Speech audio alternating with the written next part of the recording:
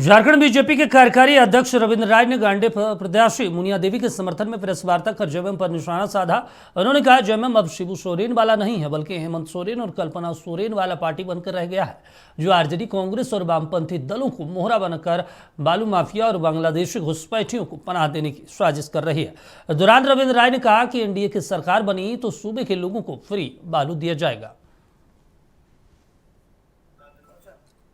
ये आरजेडी ने उन्हीं सीटों पर क्लेम किया जो बिहार से जुड़े हुए सीमा पर क्षेत्र है, क्योंकि झारखंड के अंदर यहाँ की खनिज संपदा को मूवमेंट कराने में उनको बहुत अड़चन नहीं होगा, लेकिन सीमा पर जब उनको रोकने का प्रयास होगा तो आरजेडी के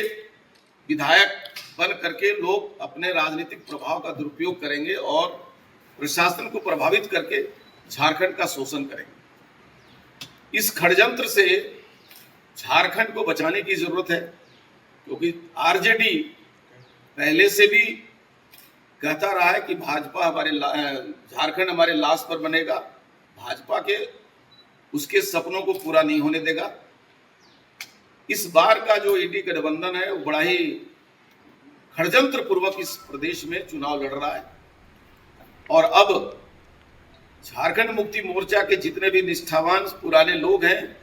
वो भी झारखंड मुक्ति मोर्चा से अपने आप को विदा कर रहे हैं।